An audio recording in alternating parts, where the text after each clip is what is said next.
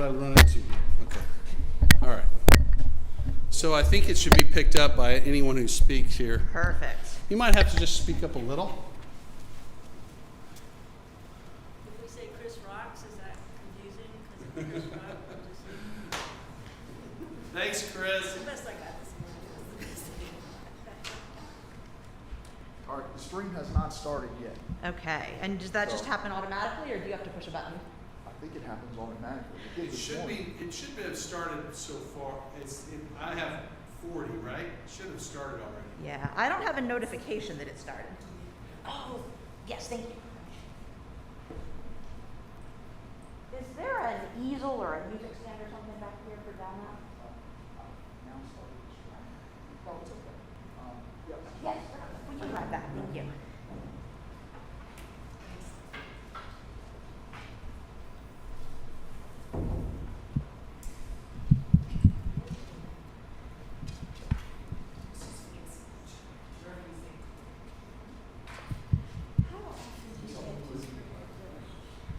Kelly drive? I'm not sure.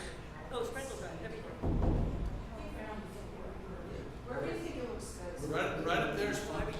Yeah, yeah, I'm just gonna welcome everybody, and then I'll get out of the way, and we'll have Delma here. You just, you can't pay me, but I'm happy to do it. You give me an address. Okay. It was Saturday. Stuff I just threw over there. You can sit right where I am as soon as I get us started here. Happy to do it. All right. So, testing. Good morning and welcome everybody. Hello to the folks here in the chapel, and hello to folks at home online. If you are watching online, go ahead and say hello and let us know that you can hear us. And we need to get this mic fixed.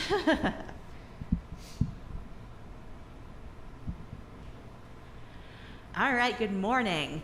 KG, our tech guru, is on vacation this week, so we are really grateful to Chris Hunter for filling in. Thank you, Chris. All right.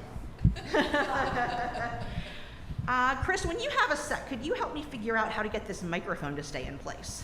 It keeps sliding down.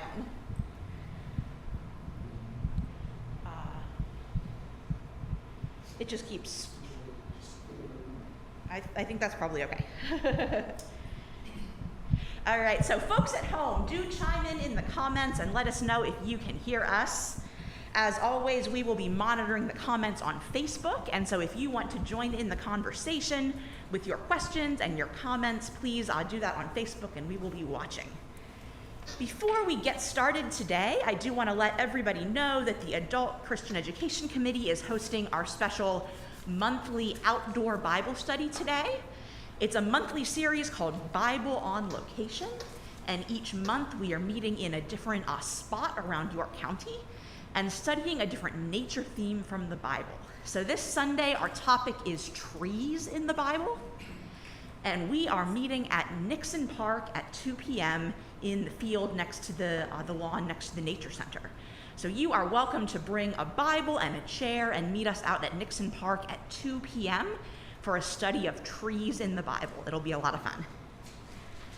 So, welcome to everyone, and thank you for tuning in our final week in this series that we've been doing, exploring stories of agents of reconciliation.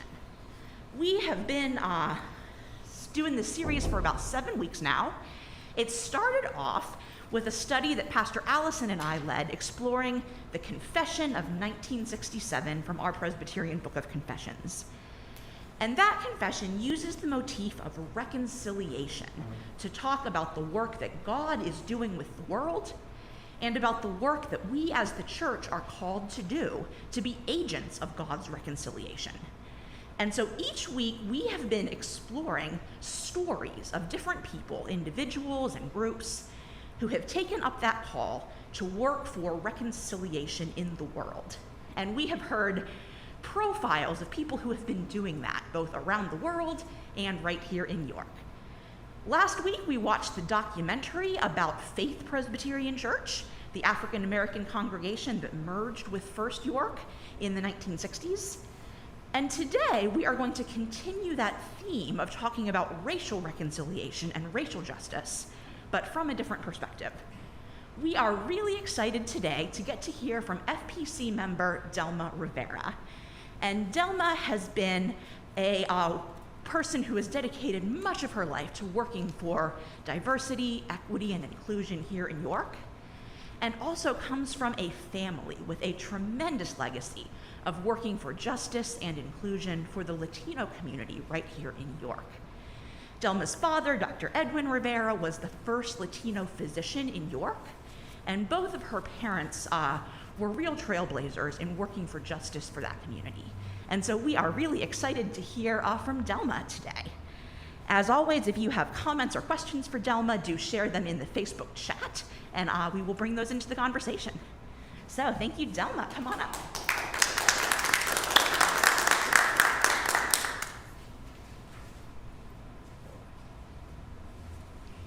Thank you, Steph. This is truly an honor. I thank you, and I thank Byron for inviting me to speak about my parents and their legacy here in York. And I'll give a little bit of background and the connection with the Presbyterian Church and how my parents ended up and how we ended up being members here at First Presbyterian. My parents were both born and raised in Puerto Rico. My dad was born in a small town called San Germán, which is in the mountains. It's the second oldest city in Puerto Rico. And my mom was born in a town called Aguadilla, which is on the northwest corner of the island, and that's where Christopher Columbus actually landed in Puerto Rico. So there's a lot of history in both towns. My parents met in college. My dad was a year older than my mom, a year ahead of my mom in college, and he met her the first day of school there, and it was love at first sight. So theirs was a real true love story. And so both of them were first generation college graduates, and my father, to be able to go to medical school in Puerto Rico, he had lost his father when he was 5 years old. So I always say, I was so fortunate that my father, I thought, was the best father on the face of the planet, even though he lost his own dad when he was 5 years old. And my father was very fortunate. He was invited to, and he was a very good student, and he was invited to do his residency program at Harrisburg Hospital. And that's how we ended up in Pennsylvania for a little bit. So he did his residency in Harrisburg, and I was born in Harrisburg. And then when he completed his residency, then we moved back to Puerto Rico. And there was not a plan for my parents to move back to the mainland, but to stay and my father practice there. So as life would have it, he was contacted by York Hospital that there was a physician on Madison Avenue, here in the city of York, that was selling his practice, the building, all the equipment, and they were looking for a young physician, and my dad impressed somebody. I still don't know the details of who exactly contacted my father. He came and looked at the practice, looked at the building, and thought, this is an opportunity I can't pass up to move to York. And but it was only on a 2-year plan. And so we moved here, and I think what I always like to share is the York community was so welcoming to my parents, and not just the community itself, but I'll talk about the church. You never realize when you're welcomed to a community the difference that can make, because my parents would not have stayed here. They would have just been here on the 2-year plan and moved back to Puerto Rico. And so I'll backtrack a little bit, and most Puerto Ricans are Catholic. And that was the case with both of my parents' families, both my mom and my dad's family. And my mom's family owned a lot of land that was called the Milan Sugar Farm, and they raised sugar cane. There were missionaries in the early 1900s, Presbyterian missionaries, who came to our side of the island and were looking for land to build the first Presbyterian church. And so my great-grandfather, at that time, this was almost unprecedented, he donated 5 acres of land, and that was where the first Presbyterian church in Puerto Rico was built. And it was built directly across the street from my mother's home. And she would often say that we could just open the windows of our house and we could hear the sermon, from the church across the street.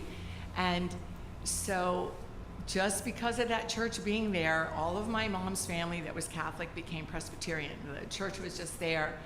And my father was Catholic, and when he started dating my mom, he would always go to the Presbyterian church that was right across the street. And so he also became Presbyterian. And the church that was built on my mom's family's land was where my parents also got married. So that church is still there, and I always go to services. And it ended up my cousin became a Presbyterian minister and also preached at that church. So a lot of fun history, interesting history with the Presbyterian church. So we moved to York, and we're here supposedly on a 2-year plan. And my parents really wanted to join the Presbyterian church here because, that was their church. And they looked at First Pres, and they thought this congregation is just too big, because their church in Puerto Rico was a small congregation. And so they looked at Calvary United Presbyterian Church, which is just down the street, and that became our home church, and that's where I grew up. And until Calvary actually merged with First Presbyterian Church, that was our church, and that was our life. I mean, we lived at that church here, and we could actually walk from where our house was on Madison Avenue to our church if we wanted to, and sometimes we did. And I was always there for Vacation Bible School, and my mom was an elder, my dad was a deacon. We had all kinds of festival of faiths. I loved that church. And so when it came time for the merger, when Calvary merged here with First Presbyterian, I know my parents had a little trepidation about, is this a church that we want to join? It's just so large, and is this congregation something that we want to do? And again, they made another really good decision. And I know myself, the Mom's Bible Study here is what really brought me into this church. And it was, and I'll go into some of the other things that this church has done for our family, but it was just beyond phenomenal of what First Pres has done, for our family.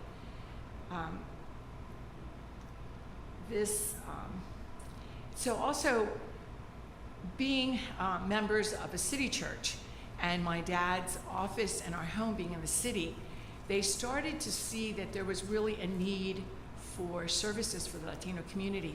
As Steph said, my dad was the first Latino physician here, and he had families coming from Lancaster, Gettysburg, Harrisburg, because they had a physician that could speak their own language, and that was a big deal. So Dad would have patients that would come and just bring their mail for him to translate the mail for him. So that would be unheard of now, bring your mail to your doctor to translate for you. And so then they saw people that needed help with housing, and my dad did not speak English with an accent, my mom did, so sometimes the patients would say, I'm trying to get an apartment, and I called and they said it's already been rented. So my father would call and, oh sure, come over and take a look at it. And they started to see what was going on here in terms of discrimination against the Latino community. So they got together with many other families in the city and in the county of York and started meeting at Crispus Attucks, and eventually realized we need to have our own center. So they bought a building on South Queen Street. They outgrew that almost immediately, and then within a year bought a building on the corner of Princess and Queen Street. It was an old beauty supply company. And I didn't know this until after my father had passed, that he had actually put up his office as collateral to be able to purchase that building, which I thought, wow, my dad never said anything. I never knew that. And I found that out through an article that was in the paper. I was doing some archival work at the York County History Center, and that's how I found that out. So the Spanish Center just grew, and it was all the services that people needed with life skills, with housing, immigration. It was just a wonderful place. It was a hub for seniors. And my brother actually did his Eagle Scout project in the building on the third floor and renovated the community room. And my degree is in social work, and so I also worked at the Spanish Center for 4 years as the social worker. So that was really a huge part of my life as well. And we were always in there painting and doing work, and we did a lot of work there, and so did my parents. And Dad would finish office hours extremely late and then go over to the Spanish Center. And my mom, she would always say, I'm this little woman that speaks with an accent from Puerto Rico, and she just felt that, what can I contribute? And she became a member of the Governor's Commission for Latino Affairs when it first organized. And now I feel a legacy. I'm on this commission now.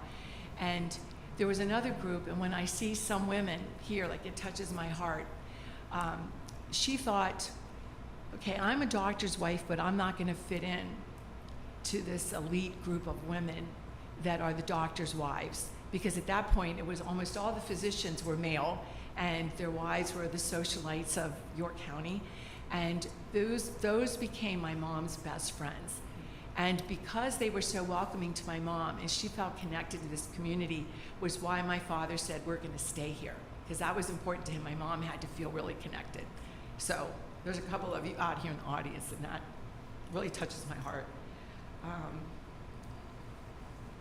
When we merged with First Presbyterian, this church then, became our home. And we had, I'm pretty sure it was the only time that a quinceañera was ever held here. That's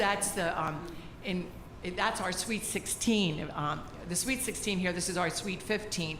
And so it was here in the chapel where we had our daughter's quinceañera. And it was just a lovely ceremony here. And then we had the reception downstairs. And so many of the other things. Pastor Kyle, he really embraced us after Hurricane Maria.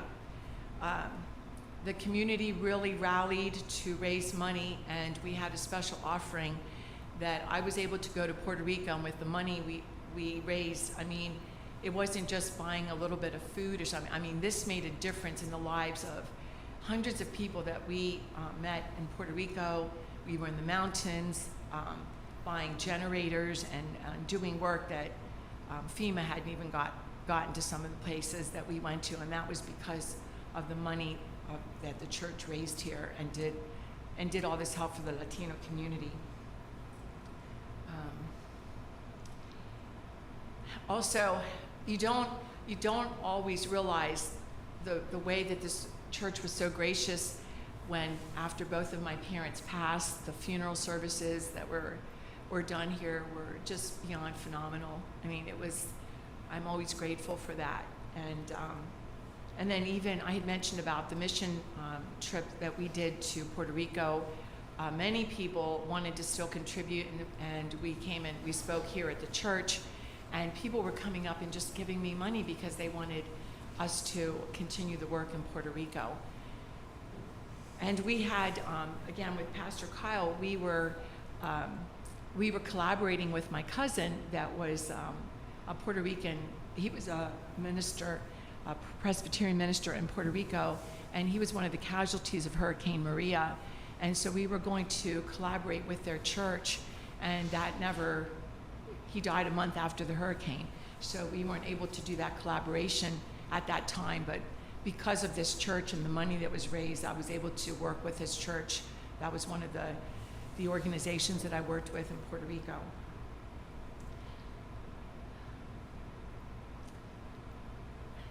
So all I can say in terms, and I'll be happy to answer any questions, that when you're a welcoming church and when you're a welcoming community, it really makes a difference, because you can feel as an outcast, or you can feel, I don't know anyone here, this is not my culture, it's not my weather, it's not my music or food, and people make you feel like it's your home. And I've stayed here, and this church is my home. So I'm very grateful for this opportunity to speak about my parents. And I have their picture here for those of you that don't know them. My parents were just beautiful people, and I always felt like my mom's publicist. Like, she always was extremely humble and never wanted to put out there what she did.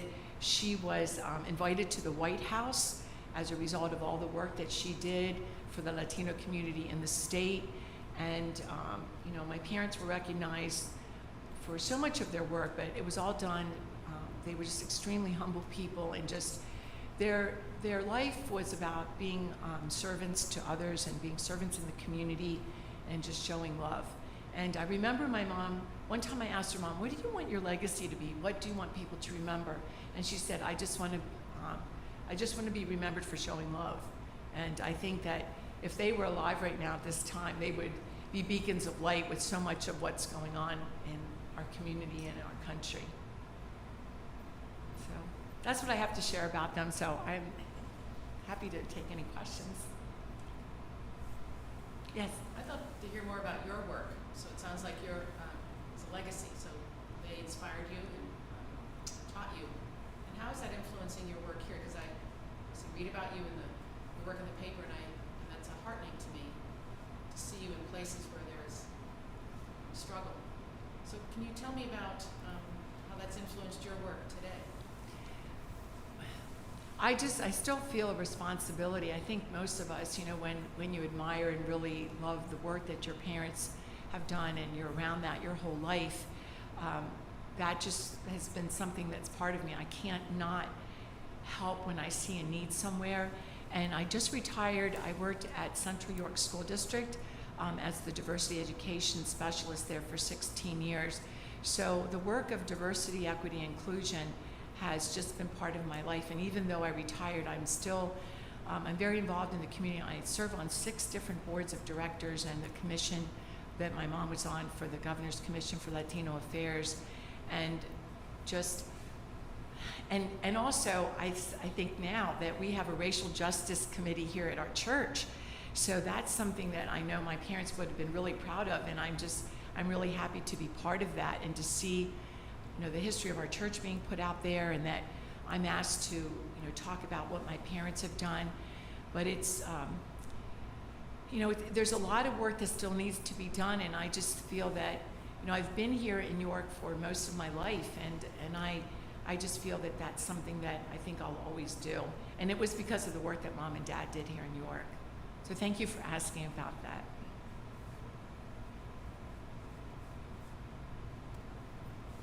It was our joy to be a part of that, fighting the book ban, and how beautifully that resolved. So thank you for your leadership in that, and it was our joy to be a part of that. Well, thank you. You know, talking about the book ban, that was another thing. You never realized, I've always been engaged in the community, but I never thought I'd be an activist. And so to use a voice that, you know, I've been a voice for our students at Central. I've been a voice, you know, for the Latino community. Now I feel I'm a voice for seniors. But this book ban was something that was, it was very divisive in our community. And there were a lot of books that had religious, you know, connotations, you know, with them, and most of the books that were banned were those written or by authors of the LGBTQ community or Black or brown authors. So to me, I just didn't understand that, and you know, I had a lot of backlash and haters, and you know, you just have to get thick skin and just keep moving forward. Gentlemen, we have a question from a viewer online. Okay. They say, I'd be curious to know how other minority groups in York related to the Hispanic Center. Delma said her dad started meeting at Christmas Attic Center. Were there tensions between the Black and Latino communities? At the time that Mom and Dad started the center, it was a true collaboration, and even the brochure for the Spanish Center said everyone is welcome. It was never, this is only, even though it was called the Spanish American Center, this was for everyone. Anybody that needed services could come to the Spanish Center, and we would help everyone. And during the time I worked there, and during the time that Mom and Dad were there, I never saw any clashes, just the opposite, that it was all the communities working together. One other very interesting thing that many people don't know about this piece of history, that in 1980, there were about 20,000 Cuban refugees that came to Fort Indian Town Gap. And that was when Castro opened up the doors. Okay, you want to leave Cuba? Okay, go out. And we really helped a lot with the resettling of a lot of these Cuban refugees, and the Spanish American Center really helped. And I know we personally helped to sponsor 5 different Cuban men to come here to the York community, and they have stayed here. Some of them are still here with their families. So that's another piece of history with the Cuban refugees as well. And even right now, there's kind of offshoots of the center. The YMCA has a welcoming center, and that is for, and my friend Jose Santiago is the executive director, and this is welcoming for all immigrants and anyone that needs help. And we just did a fundraiser this past week for Ukrainian refugees. You know, that's kind of on the back burner right now, and so we had to keep that in the forefront. So yeah, it was important then, and it still is, for the Latino community to work with everyone. How do you stay positive when things just feel overwhelmingly negative or hopeful? Well, I think if you lose hope, then you're just not going to move forward. And I also know sometimes you have to reinvent what you're doing, and if something's not working, or I thought when I left Central, you know, my letting go, like all the work that I've done, but then you move on to something else. And I try to never lose hope, and just to keep reaching out to different people and to the support groups, you know, that we have here, and the different organizations. Thank you. Yes. How does the Latino community find you? How do they get in touch with your organizations? Well, usually they know if they just look up any organizations we have. I'm on the board for Latinos Unidos of York, so if you just go on, we have a website, we have a Facebook page. They can go to the YMCA, to their Diversity, Inclusion, and Global Committee, through Jose Santiago. When I was at Central, they could just, you know, contact me there. I still have connections. People contact Central, and then they still put me in touch with people that connect through there, through the Governor's Commission for Latino Affairs, or just on my own Facebook page. So I'm kind of well known in the community, so people usually can reach me, and I try my best to, you know, I can put out my email address for anybody that needs that as well. Thanks for asking. We have another question from an online viewer. Okay. They say, I wonder how in the 60s and 70s the local Latino community thought about their struggle. The Black community had MLK, the migrant workers mostly out west at the time had Cesar Chavez. Was there a sense that your parents' work was part of a larger movement for Latino rights? They were almost seen as the leaders here, because it's true, there wasn't one person that we would look up to as, this is, you know, the person that's really forging ahead for the Latino community. And I know Mom and Dad would say to me that we feel that the Black community here really is organized, but the Latino community wasn't. And many of the Latinos that were coming here were not native to York. Many of the Black community, they had deep roots here, where we still have mostly a larger Puerto Rican community here, but it's really, we have a large Dominican, from South America, Mexican. A lot of the, my dad's patients were Mexican workers that were working in Adams County with the fields. And so there wasn't anybody really, because they were so migratory that they didn't have, you know, someone here to really lead them. And so Mom and Dad became the people that were known in the community, but really worked with everyone here. And it wasn't just the Latino community that helped the Latino community. I mean, it was many people, you know, even some people here in the audience really worked with my parents.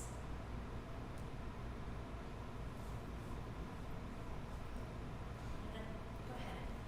You've mentioned to be an agent of reconciliation. How do you handle times when you're feeling conflicted or you're faced with a challenging situation? I'm kind of curious about how you approach that. Well- Advice for us, yes? Well, I still think that I think for me it still goes back to about hope, that you can't, you know, we have a lot of things right now that you feel like what's happening in our country and, you know, we're going to lose hope, but you just can't, because I know my mom would always say you can just, you know, get frustrated and you can just sit on your couch at home and then no one's going to criticize you, but you know, you just have to stay out there. Now, I do feel that I'm probably more careful because I think, you know, my husband always says, just be careful when you go out. I'm more conscious of my surroundings and when we go, because I have had some threats, you know, and that just comes with being out there. So I just feel like when it's the right thing for me to do, I'm going to put myself out there.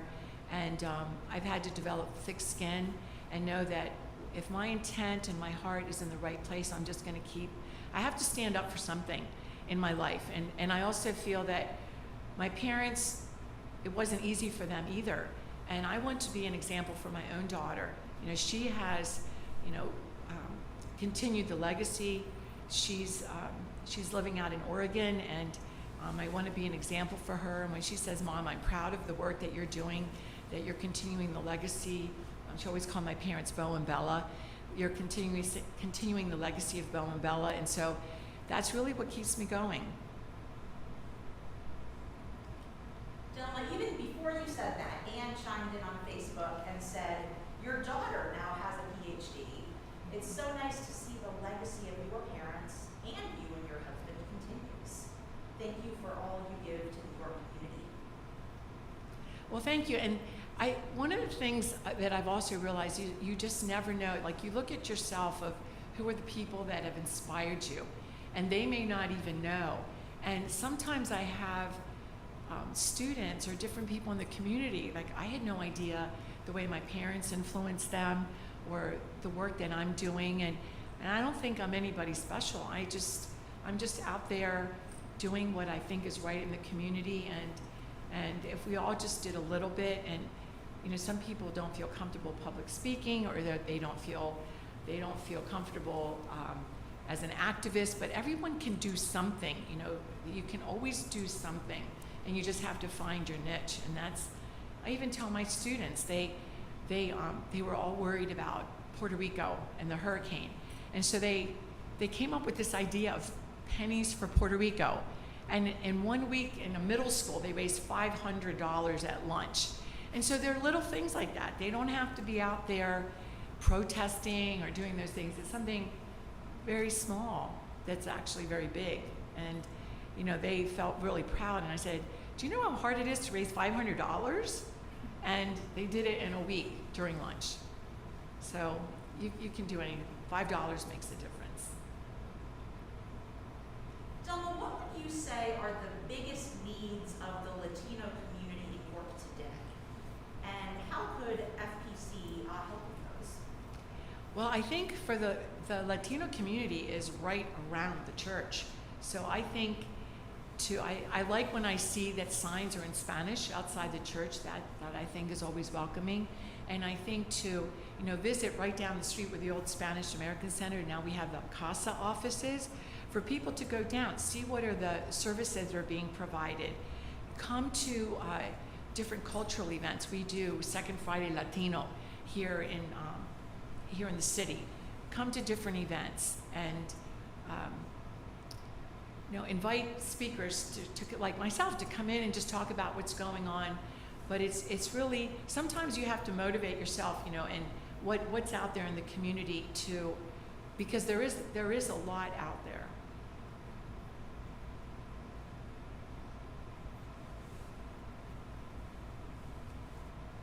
We were at the DMV this week, and the receptionist lady that just handles all the people that come in one after another with all their special needs or whatever, was fully bilingual. And it was so fun for me to just watch her switching from English to Spanish and back again, and treating everybody the same with such kindness. It made me happy that an organization like that knows to have somebody bilingual in that position.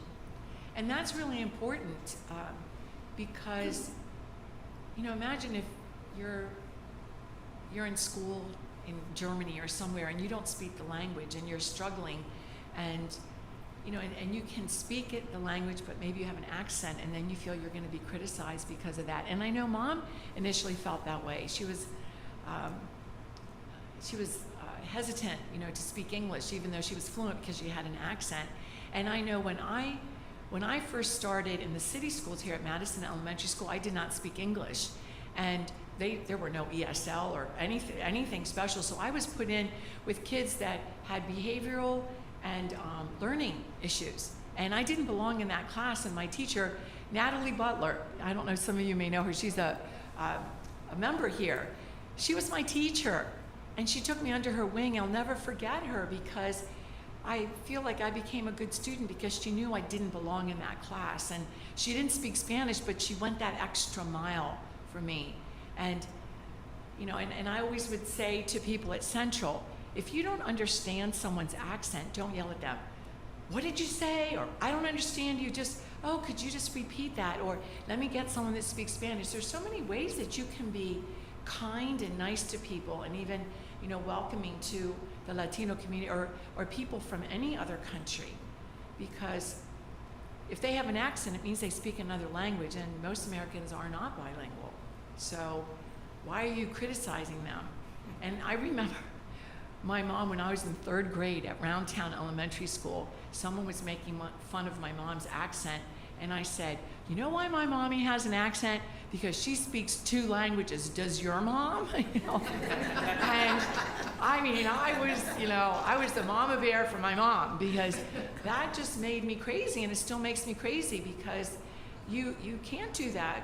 That's how you learn a language, by making mistakes and just and speaking it as much as you can. I'm thinking about the political issues. Do you have a champion?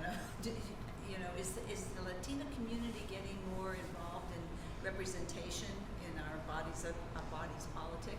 I'm thinking, only person I can even think of is Ava Morrison, and I don't know if there's anybody else that's, you know, putting themselves out there for Well, leadership. that was something, you know, when you talk about putting yourself out of your comfort zone, I was the only Latina that was on the ballot for the Pennsylvania State House of Representatives in 2018. And so I was really embraced, because we're slowly but surely, we don't have a lot of women in the House of Representatives in Pennsylvania, and we have 0 Latinas. Or Latinos. We don't have any, I'm sorry, we do have Latinos now, but no Latina in the State House of Representatives. So slowly but surely, we have people across the state of Pennsylvania that are running for office and winning. It seems important. Yes. You know. Because you need that voice, That you know, voice. in making those policies, and you know, and at least right now there's 5 different commissions for the with the governor. So, you know, there's different representations, but for elected officials, Abe Amoroso was the first one, you know, to the youngest to be on the city council.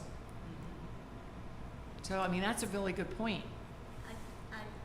Somebody told me, and I'm not sure, I haven't checked this out, but I believe the Latino community is larger in population-wise in the city of York now than blacks. Yes.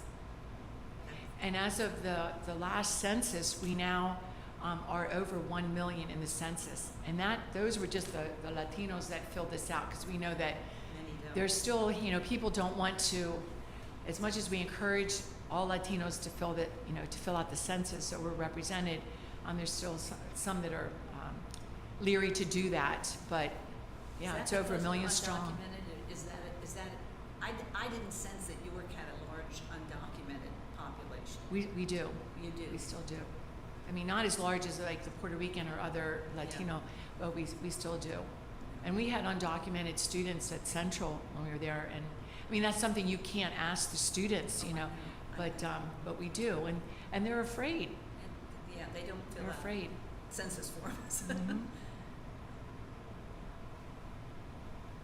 So Delma, as you did take that leap to run for public office a couple of years ago, I would love to hear how you thought about getting involved in politics in that way as connected to your Christian discipleship. Is that a way that you thought about how you could serve God?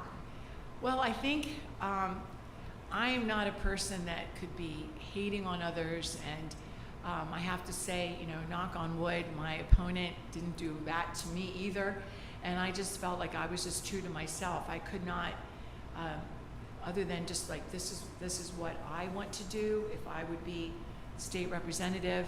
So I don't feel I personally could compromise myself. I think, you know, some people may, but it just shows that, you know, put yourself out there, and if that's something that I could do, that others could do it also. That because you're a Christian person or you're a person of faith doesn't mean that you can't go into politics. You probably more should.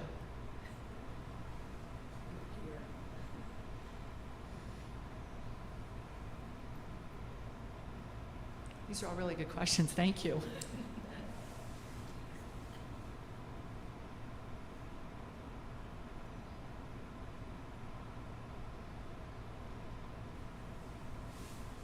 Any other questions? Where do you see, or what area of change would you most like to see for the Latino community in New York, or where do you see the greatest need? Well, I think for the Latino community to feel that they are engaged and that they are truly part of this community. I think what I often hear is like we are the forgotten people. And even when I went to Puerto Rico after the hurricane, I'm talking specifically about the Puerto Rican. Many people don't even know that Puerto Ricans are American citizens. So it's, you know, like we're Americans, and that we belong here, and that we have a right to, you know, to be here as well, and to be engaged. And some of them feel like my voice doesn't matter, and so I always try to uplift people that, and to know that yes, just be involved. Or if we are now, before it used to be most of the Latino population here was more the lower socioeconomic, or we're uneducated. This is really changing as we're getting more professionals here, but we want everybody involved in the community. So I think involvement, I'm always contacted about different positions here in York because they do want bilingual people. So I want them to be involved, to be engaged, and to know that this is their community, and that they have to be valued and put themselves out there.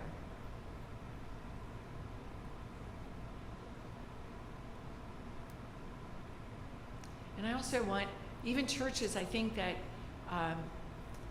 the churches are very important in our culture. And there's a lot of smaller churches, Pentecostal churches, and you know, we have a Catholic Latino church here.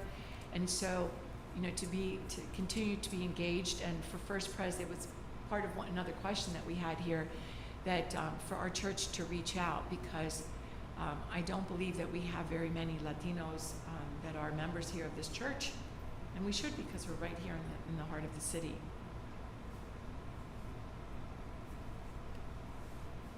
Delma, someone online is asking a question that many folks might be wondering. Okay. And they say, I sometimes hear the word Latinx. What does that mean? Okay, well that's controversial within the Latino community. I'm a very old-fashioned conservative person, and because we have the Spanish language, if you're referring to women, you have the word or woman, Latina, and men is Latino, and Latinx, to me, I see that just as kind of a trendy term right now, but that's the term that many people are using. I do not use that term. And so I'm often asked that, but I don't myself like the term Latinx. And so I say I'm Latina, and I'm even on the board for the York County History Center, And as they're making plans to move to the new History Center, what term do we use? And I said, this is just my opinion. I don't like the term Latinx. So, but it's not wrong to use it. I mean, that's the term that that's now being used more often. And when people use it, they intend to refer to the community in a gender neutral way. Right. Rather than Latina, which is feminine. Right, or Latino, right. which is masculine. Yeah, and it's to be more, yeah. So I completely understand that, but I'm just old-fashioned and I like Latino. So, That's helpful for people to know as we encounter these terms. yeah, and I always think the best thing to do if you're not sure, and when you ask someone with just true curiosity or I don't know, what term do you prefer? Because some people, do you want Hispanic? Do you want Latino? Do you want Latinx? Do you want to say specifically you're Dominican, you're Puerto Rican? So everybody's different, and you know, the same within the African American community. So I always think when you ask with the intent, with love, just out of wanting to learn, people sense that and they know. I hope that makes sense. I served in the Peace Corps in Honduras, and as I was learning Spanish, I made many, many mistakes, many, sometimes embarrassing mistakes, and I found that too, that if you're genuine and you're trying to learn, they're very forgiving. People are just very forgiving and accepting, and hopefully they taught me the right way to say what I was trying to say. You know, in certain words, even in Spanish, they're okay in Puerto Rico, but they're not in Mexico. And so you just learn, and oh my gosh, I'm sorry, because I learned my Spanish, you know, from Puerto Rico, and that we use this word, and people know, and we've had some students that at times would use a derogatory word about Latinos, and they didn't know. I said, you don't want to use that term. That's very demeaning. And oh, I didn't know, Miss Delma. And so they didn't come from a place of hate, they just didn't know. And I think when you respond to people too, that maybe their intent was to be racist or to put me down or whatever, but if I respond in kindness or no, please don't use that word, then they're more respectful as well.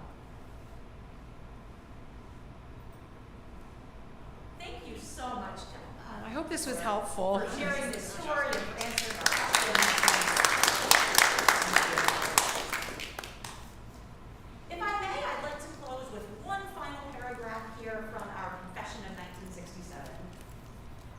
The church disperses to serve God wherever its members are, at work or play, in private or in the life of society. Their witness is the church's evangelism. Their daily action in the world is the church in mission to the world. The quality of their relation with other persons is the measure of the church's fidelity. Each member is the church in the world, endowed by the Spirit with some gift of ministry, and is responsible for the integrity of his or her witness in each particular situation. Each member is entitled to the guidance and support of the Christian community and is subject to its advice and correction.